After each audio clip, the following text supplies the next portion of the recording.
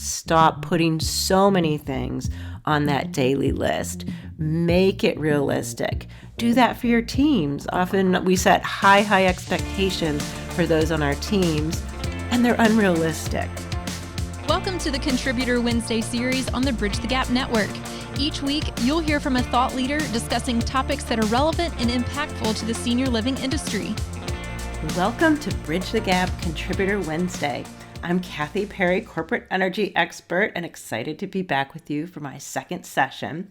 So I heard Josh and Lucas, when they were introducing me this year, say, corporate energy expert, what does that mean? So just briefly, what that means is I help organizations identify what they're powering, what are goals, where does the energy go, where are the energy drains that may be happening, and how to keep team members their most productive and engaged to run that fully powered team or organization. And I know we've all faced some drains in the last couple of years, and that's what today's session is going to be focusing on. So in this second edition of Power Up and Perform, evaluate your energy drains, find your energy sources, and implement a power up plan. We're going to be looking at the 5 types of energy drains you might be finding in your organizations or teams, or even personally, we're getting drained of energy. So in that last episode, we looked at components of a fully functioning circuit, and I encouraged you to start with the end in mind. What are you powering? What are your light bulbs? Do you have too many light bulbs demanding your energy? So go on back and take a listen to the first Contributor Wednesday that I did, because today we're going to build on that. We're going to look at those energy drains that might be happening in an organization that keep you from fully powering up. So if you did listen to that first session that I did, you'll remember that I described the circuit, the one you built in the 9th grade science class, or you worked in a team to help build. You walked in and all the components were laying out. And the goal was to get that light bulb to light. And you did not want to be that lab team that didn't follow instructions and had a non-functioning bulb. Today, you don't want to be the organization that has the non-functioning circuit or a team without power. But when there's too many demands on your circuits, the whole thing can crash. Well, I want to take you back to a time in 2003 when a circuit crashed, a big one. So I am from Akron, Ohio. I don't live there now, but hometown roots are in Akron, Ohio. And Akron, besides being the rubber capital of the world and the birthplace and hometown of LeBron James, it was also infamously known as the place where one of the most massive energy drains in our nation's history started. So on a hot day in August in 2003, an event happened, and several things led to this event. When power lines, and there's a whole lot of demand on the power grid that day, when they are powered and a lot of energy is flowing through, the lines actually get a little saggy. And when they get a little saggy, they run into trees, right? So power companies are supposed to be trimming the trees. Well, on this particular day in August of 2003, a sagging line intersected with a branch of a tree, which then made the electricity flow in all types of ways. It kind of gets all sporadic. It ran into a house, shorted out the dishwasher that exploded, sent the residents of the house running. Meanwhile, there were tree trimming crews in the area, and they were supposed to be taking care of some of this overgrowth. And all of a sudden, electricity started flowing out in a way it wasn't supposed to. It became sporadic because when electricity can't get where it needs to go, it goes to the nearest available option. Well, power companies are supposed to trim their trees every 3 years. But unfortunately, this power company was on about a 5-year plan. So there were a lot of trees hanging on lines, and then a perfect storm happened. One line shorted out, another line shorted out because the energy just didn't know where to go or it wasn't being used efficiently. Add on top of that there was a bug in their software. And so when the alarm should have been going off at the controls, they weren't. They didn't think there was a problem. And eventually power grid after power grid began to shut down. Well, this led to one of the biggest blackouts that we'd seen in the world. Ohio's grid went down, and then it had to look for routes for the energy to flow. Well, on the eastern grid, that got sent as a message that said, oh, Ohio needs more power. So they sent power, but then it bounced back, and that becomes a tidal wave of energy. Well, this domino effect led, as many of you might remember, to the third biggest blackout to date at that time in the world. It affected 8 states and 50 million people. Little problems multiply. If you start with one area in an organization or a power grid where the energy is not lining up to do the work that needs to get done, that can multiply. In this case, trees on lines that cause the major blackout across the eastern grid. Well, what does this mean to you as a senior living professional? It's important to visualize and identify those trees and those sagging lines on your team, in your organization, or with your people.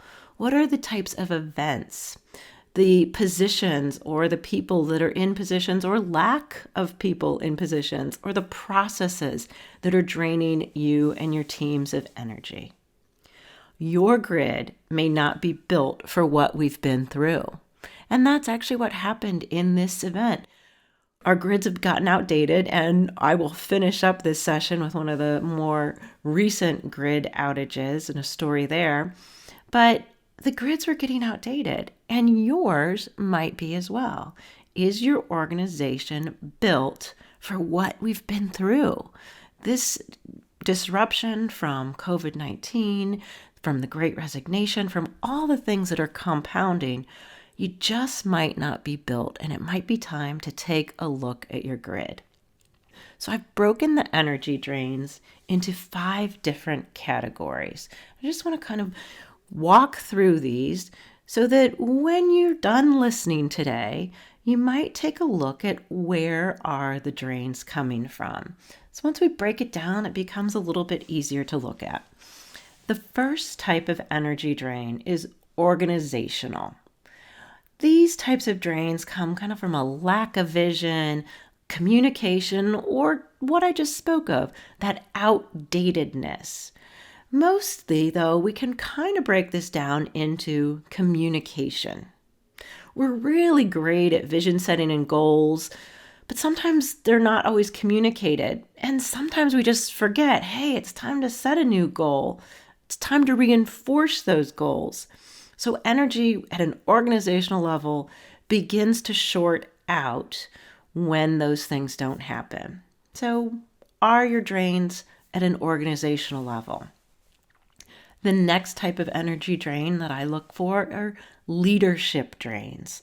Our leaders are so important within our organizations, and maybe you are one of those leaders, and you might know that you are pulled too many directions right now. Your time management is off. Most in senior living are experiencing this right now. Leaders are burned out, they're maxed out, stressed out, we're short-staffed, we're putting out fires instead of doing that planning. Well, energy in an organization or a team relies heavily on its leaders. Are you that leader? Are you a team leader, an organizational leader? If so, stop today and think, what are those trees that are falling on my lines that are keeping me from being the best leader I can be? If you're not a leader, maybe reach out to your manager, reach out to the person who is a leader, or maybe just within your organization. Take that time today to set a plan in motion of how are we as leaders going to move forward. The next type of drain they look at is professional drains. And you're like, well, that sounds a little bit like a leadership drain, but this gets at a little bit more personal level. Where are you professionally? Where are each of your team members professionally? I'm guessing that some of you have maybe had to put some people in roles that they weren't quite ready for, and you're hoping they're going to step up. Or maybe you've got some people in roles that have taken on a lot of new responsibility. Maybe they're feeling professionally drained because their role isn't clearly defined, or there's a lack of appreciation for everything that gets done. Well, when I look at professional drains, I really like to work with organizations around their contribution statements. If you haven't done this, it is a great source of figuring out where people in your organization stand as far as how engaged they are by what they contribute. It's a wonderful exercise to just sit down with your team and say, what do you actually contribute to this organization? What do you contribute to residents? Because you're going to find some things that they are doing or you are doing that aren't in that job description. Job descriptions are great at, marking off, yes, we should be taking care of that, but often we contribute more. And it's in this sense of wanting to serve our teams and our residents that senior living professionals are so good at, that we can burn out at, because we're not being identified as actually all of the things that we do every day, we may not be appreciated for. So if you're professionally starting to burn out, or maybe you don't have the certifications or the education, so you're feeling that stretch, maybe that's the tree that's on your line, take an assessment of where you stand professionally. The next type of energy drain is what I call the daily drain. Oh, so many of these. I like to say these are the task-oriented drain, the to-do list that never ends. Time management becomes something we look at for this. If you're like me, maybe you have a daily planner. And that planner, I make a list and I do it the night before. This is what I'm going to take care of. But then the list just gets so long and I feel like I'm never going to get through it all. Those can be those daily drains. How do you re-energize when the list never goes away? One of the things is to get more realistic with your time. Stop putting so many things on that daily list. Make it realistic. Do that for your teams. Often we set high expectations for those on our teams, and they're unrealistic. So take a look at those daily tasks, daily events that need to happen to run an organization or run a team, and say, am I being realistic about the daily goals I am setting? Because if every day that list is not checked off, or you feel like, I'm never going to catch up, that can become that tree on your energy line. And then the final area that I like to identify as a drain is personal. Well, we know really well what it means to feel that burnout. And in senior living, it's compounding. And we're seeing people leave over that personal burnout. Is it a lack of sleep? Is it stress? Are you being fully eating well and looking at nutrition? And of course, always safety in this time still when we are battling the pandemic. Are you taking care of you? Well, of course, it's the first part of the year, so we set those goals and those resolutions. But I do a lot of work around this because in a former life, I was a wellness coach. And one of the things to look at, again, kind of like the daily thing, don't put those goals at an unrealistic level. Take time to really think, where is that energy drain coming from? I listed a few: lack of sleep, stress, not eating well, not moving daily, not taking care of yourself in a safe manner. What are those drains? And then set a very obtainable goal, something that you can actually check off on a daily basis. And in my last session in Contributor Wednesday, we're really going to do a deep dive on some personal energy. So I'll leave that for that session. So your power up assignment after listening to this episode: take an assessment of what is contributing to your energy drains. And next step after identifying is your power up plan. When I work with organizations to develop these plans, all kinds of information generally comes out after the assessment. At this point, you might be thinking, okay, I'm assessing it, but well, then how do I fix it? That's coming up in my next 2 Contributor Wednesday episodes. I'm going to be given some great tools, tips, and tactics for getting those energy drains out of your team, out of your organization. But we have to do the work ahead of time. We have to do the assessment. So ask your teams and leaders what is leading to their overwhelm. Where is their lack of productivity or engagement coming in? Take a serious look at those 5 areas. It's important to do it now before the next great crisis comes, because I think as what we've learned in the last couple years is something will come. There's always something on the horizon. So a story about another power grid and an entity that did not act on the information that they had, didn't take care of the assessment, and that was just last year in February of 2021. And Texas, if you remember, was hit with a triple whammy of winter storms. Now, I'm a Midwestern girl, so we are used to winter storms. We get that. Our power grids are kind of geared towards that. We know how to handle it. But sub-zero temperatures for multiple days, even weeks on end, and that Texas grid didn't know exactly how to work with it. Well, if you followed that story when it happened, this was the first time I ever learned that there's 3 power grids in this country: the Eastern power grid, the Western power grid, and there you go, Texas. Don't mess with Texas. I've got a sister in Dallas, so we always kid her. Texas, likes to stand alone, so they have their own power grid. And these sub-zero temperatures put a demand on that grid at an all-time high. So the grid was drained, and to avoid a complete collapse of the system, cities like Houston began implementing rolling blackouts. Some of the blackouts stayed in place for several days. The system was drained.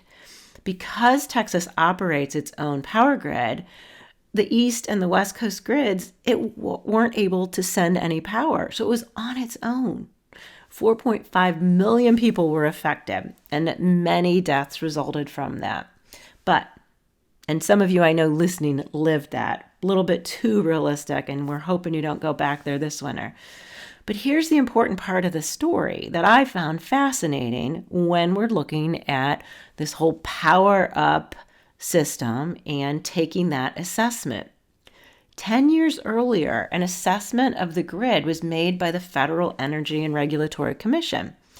And in the report, this type of energy drain was actually identified as a possibility. No one in Texas wanted to think about those sub-zero temperatures. Yet, according to many sources, Texas and their grid, the leadership, didn't do much to act on those recommendations. And so some of the equipment was not properly winterized. And besides just the drain on the system, several other factors led to this big outage. So not only do senior living teams need to identify the types of energy drains, but it's really important to go the next couple of steps, making that assessment and identifying the most important drains that your team, your organization, or you personally are experiencing. Then begin to communicate that it's important in your organization or your team. Or come on, we can even take this to our families. Your family might be drained by everything that they've been through. Begin to communicate that. Hey, we're going to be looking at where these drains are coming from, why we're burned out, stressed out, worn out, why we aren't engaging, why we might be feeling like we aren't getting through this. Begin to communicate that with your teams. Use the term power up plan. I haven't gone out and put any kind of copyright on that. But yes, they were going to power up and then begin to create a timeline to decrease the drains. These things will all begin to come full circle as we look again at that circuit, how to be fully functioning as a powerful entity, one that is handling the needs of residents, handling the needs and engaging your teams. Next month in the Power Up and Perform Contributor Wednesday, we will look at a few of the best energy sources to use to start that happening, to get that power back. But do the assessment this month. So this is Kathy Parry. I want to thank you so much for listening to this week's Bridge the Gap Contributor Wednesday. Please feel free to connect with me at btgvoice.com. And until that next episode, keep burning bright. Thanks so much for listening. Thanks for listening to the Contributor Wednesday series on the Bridge the Gap Network. For a full library of episodes, visit btgvoice.com.